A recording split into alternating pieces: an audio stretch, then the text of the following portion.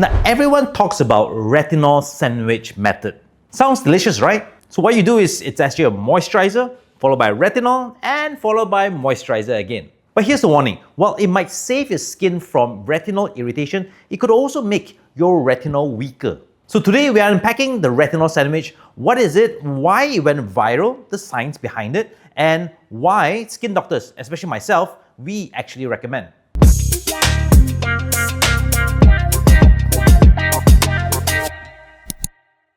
So what exactly is a retinol sandwich? Now, it's simple. First, it's a moisturizer to cushion the skin, then goes up your retinol, and finally another layer of moisturizer on top of bread. Think of it as bread filling bread. Now, the goal is to reduce skin irritation.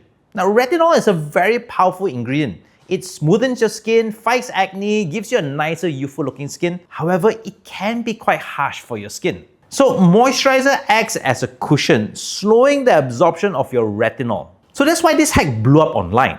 Sensitive skin users can finally use retinol. And honestly, there are real benefits to the retinol sandwich method. Number one, less skin irritation. Now the moisturizer acts as a padding so you don't wake up with red flaky skin in the morning. Secondly, it's perfect for beginners.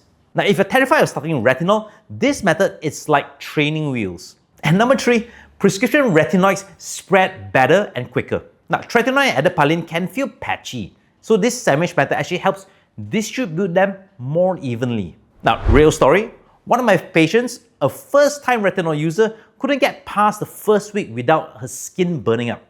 So once she tried the sandwich method, she actually stuck to it, and 3 months later, her acne scars disappeared. So that's the real power here. Consistency beats intensity. But here's the catch. By buffering retinol with a moisturizer, both before and after, you're basically building a wall. Now that wall can slow down and prevent absorption. Less skin irritation, yes, but also less powerful. Think of it as trying to water a plant through a plastic bag. The soil will get a little bit of the water, but not enough for the plant to thrive.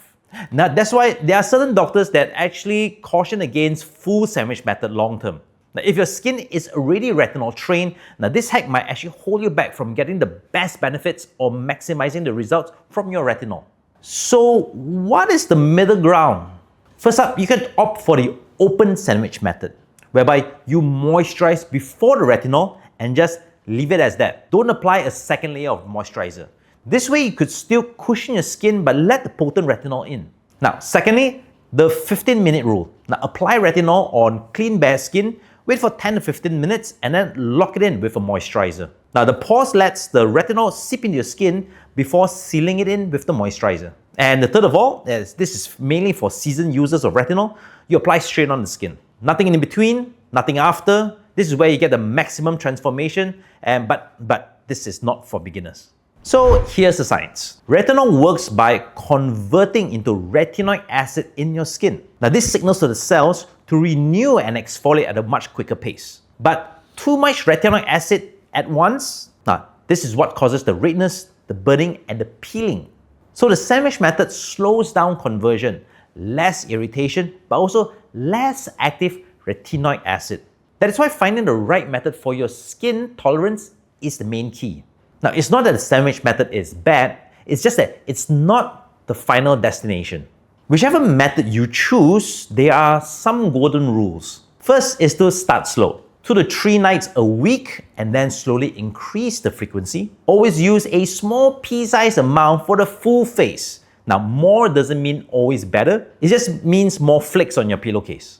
Third, always wear sunscreen the next morning. Retinol makes your skin more sensitive to UV rays, and without SPF, you might be just undoing all your hard work. And if you're switching to prescription strength, sandwiching might help you adjust much better.